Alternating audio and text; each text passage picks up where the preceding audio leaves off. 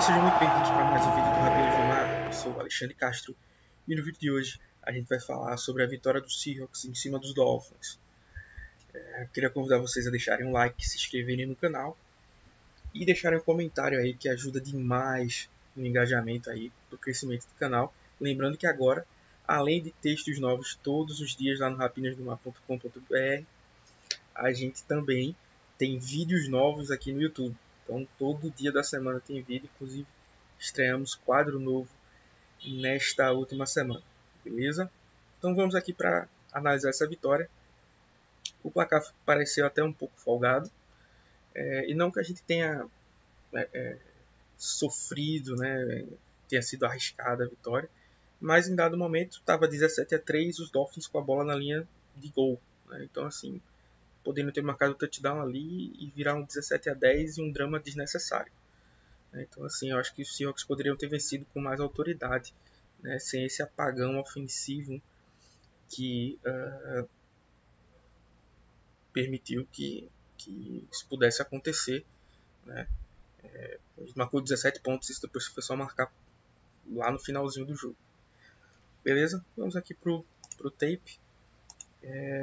Primeira coisa, o nosso querido Ryan Grubb usou muito a empty formation, ou seja, não tem ninguém no backfield, certo? Então, o que ele fez foi colocar o Charbonnet aberto aqui como wide receiver. O que é que ele ganha com isso? Do outro lado aqui está o Noah Fant. Ele vê que tem dois corners nas pontas, né? Então isso é um indicativo de marcação em zona. Se fosse um linebacker ou um safety, que normalmente é quem cobre um running back ou um tight end, provavelmente seria marcação individual. Então o Dino, na sua leitura pré-snap, né, já sabe que em tese isso aqui é uma marcação em zona. E o que é legal dessa formação dele?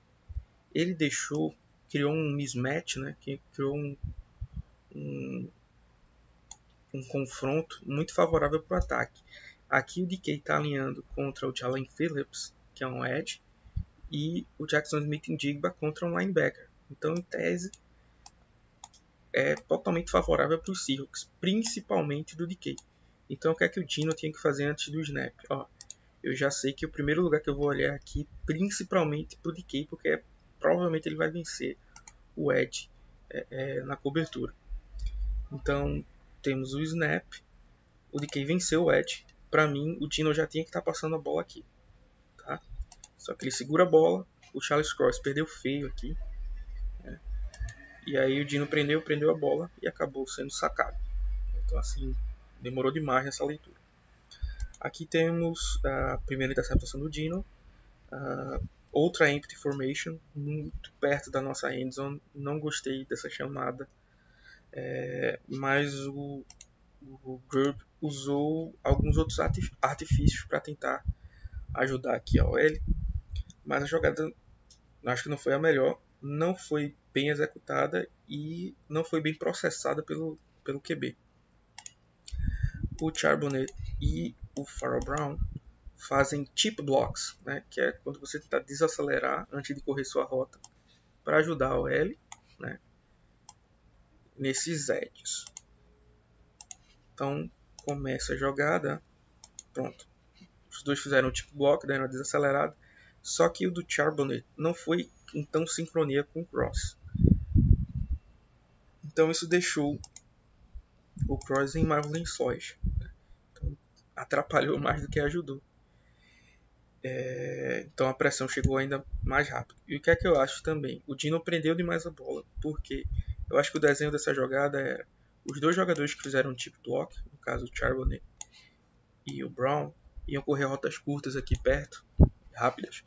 Então a leitura do Dino é: olha para o fundo do campo, não tem nada se criou rapidamente, passa logo nesses caras. No fim das contas, joga a bola fora. Mas o Dino, pronto, passa a bola para um dos dois, não tem ninguém, joga essa bola fora. Quando ele vai pensar em jogar a bola fora, já tem alguém chegando aqui, e aí ele tem a ideia de jogar para o Charbonnet. Devia ter jogado no pé do Charbonnet, para ser só um passe desviado, um passe incompleto, né? E não seria intentional grounding, porque o Charbonnet está lá. E aí o Charbonnet tentou receber a bola e deu no que deu. Bom, aqui uma boa jogada ofensiva, né, o touchdown do DK. E os Dolphins estão em palms coverage ou quarters coverage. É assim, normalmente quando você escuta quarters, você acha que é uma cover 4, né? 4 caras cobrindo o fundo do campo. Mas a palms coverage é um pouco diferente, porque ela não é uma cobertura em zona. O que é uma cobertura em zona? Eu sou esse cara aqui, eu vou dropar para uma zona pré-definida, no caso aqui. Ela é uma pattern match. E Alexandre, o que é esse pattern match ou man match? É assim, ó, eu tenho a minha zona aqui para cobrir, no caso essa aqui. Mas se acontecer uma determinada coisa durante o snap, eu mudo minha atribuição. Se ainda ficou complicado, vamos ver o lance para a gente entender melhor. Lembrando que a gente numera, né, os wide receivers, os recebedores, né, de fora para dentro, né? Então aqui é o 1 e o 2, 1 e o 2 desse lado. O que é que a Palms Coverage faz? Esses três caras aqui, o linebacker, o corner e o safety, vão ler o número 2, que no caso é o Jackson Smith-Njigba. Dependendo da rota que ele correr, eles fazem coisas diferentes. Que tipo de... Como assim? Se ele corre uma rota interna, é responsabilidade do linebacker. Esse cara vai começar a cobrir ele. Se ele corre uma rota vertical, o safety vai cobrir ele. Se ele corre uma rota para fora, esse corner, que em tese ia descer aqui, na verdade muda a atribuição dele e vem marcar ele no flat ou no out, né? Então aqui começa o snap e percebam que ó, o Jalen Ramsey vem dropando para a zona dele aqui da cover 4 normal no fundo do campo. O Njigba fez o corte, então ó, ele mudou a atribuição dele. Então ele vai pegar essa área, deixando o DK no 1 contra 1 contra o safety. E aí é que a mágica acontece. O quarterback e o wide receiver estão na mesma página, né? O DK está correndo a rota option. A gente já falou algumas vezes. A rota option é quando o wide receiver tem a opção, o nome já diz, de mudar a rota dependendo do posicionamento do defensor. O que acontece? O DK ameaça correr uma rota dig, né? E aqui, como esse safety está muito no fundo do campo, ele sabe que para combater e chegar no DK aqui nessa rota dig, ele tem que ser bem agressivo. Então, assim que ele vê o DK se mexendo, ameaçando a dig, ele já dispara. Só que o DK estava só fazendo um bait nele, né, uma armadilha, e vai para o fundo do campo. E o Dino já estava esperando isso, né? Então ele e o DK estavam pensando da mesma forma. E essa hesitada que o safety deu com a velocidade do DK, né, vira fatal, né? O passe do Dino foi até um pouco atrás, o DK teve que esperar um pouquinho, ficou um pouco pendurado, mas o touchdown veio, então um belo desenho de jogada. Aqui mais uma empty formation do Ryan Grubb, mais uma vez ele cria um bom confronto aqui no meio do campo, né? O Njigba vai ser marcado pelo David Long, então linebacker contra wide receiver. Novamente deve ser a primeira leitura do QB.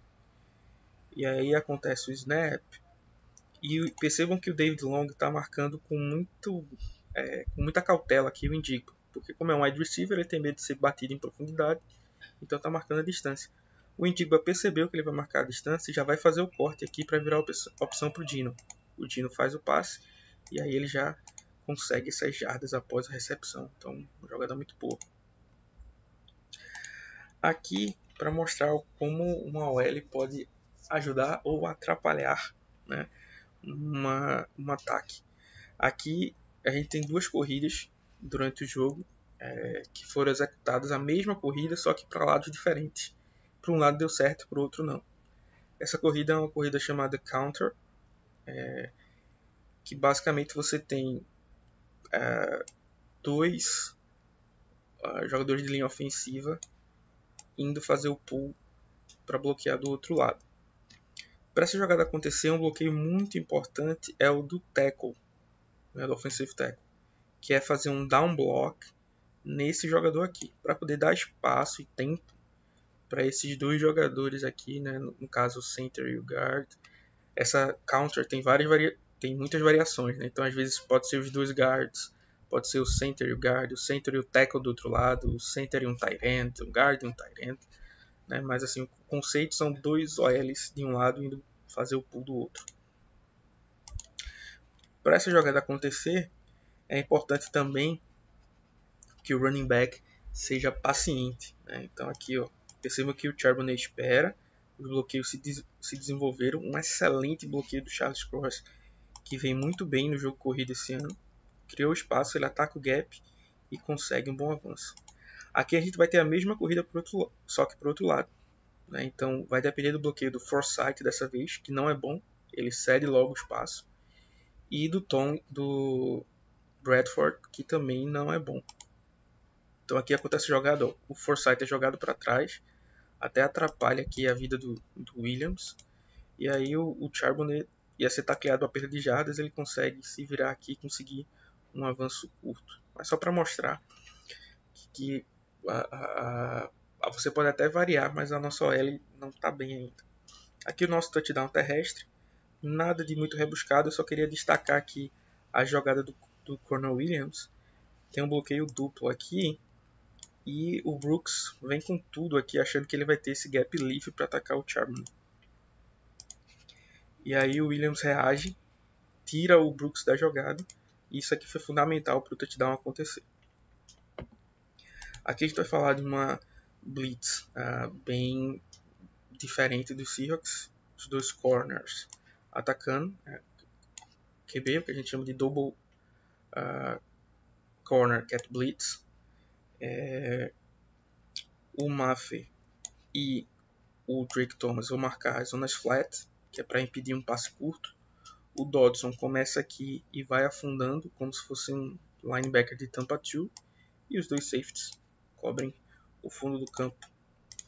Então uma jogada bem desenhada, né? Os corners não conseguiram chegar no QB, mas estava muito bem marcada aqui as duas rotas cruzando o campo, né? E os nossos safeties fizeram um bom trabalho. Por fim, a gente tem essa sting coverage, uma blitz muito bem montada. O que acontece? A gente tem em muitos momentos, quando a gente manda uma blitz, que a gente chama de 3 deep, ou seja, 3 zonas no fundo do campo sendo cobertas, e 3 under, 3 zonas no meio do campo. Só que o que acontece na sting coverage?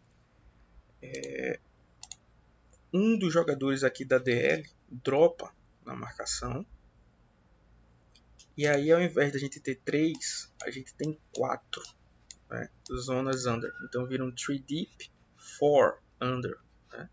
Então acaba confundindo a cabeça do QB.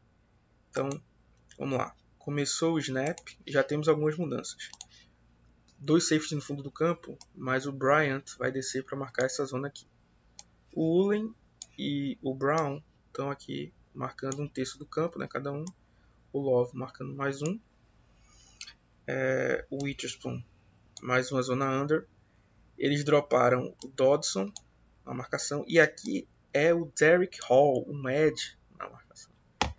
Na blitz vem o Rayshawn Jenkins, né? Então a gente tem 4 caras indo na blitz, indo atrás do QB. Então a gente não mandou exatamente uma blitz, né? Porque a blitz é quando são mais do que 4 caras. Então o que a gente chama de pressão simulada. Parece que é blitz, mas não é. E aí o Jermond Jones aqui embaixo no 1 contra 1 consegue vencer rápido o Terron Armstead e fez essa jogada aqui que eu acho que nem contabilizou como um sack oficial, mas acho que foi o melhor jogo do Jermond Jones. Passa por cima do Terron Armstead, que é um baita tackle, né? E o Thompson se perdeu aí na bola.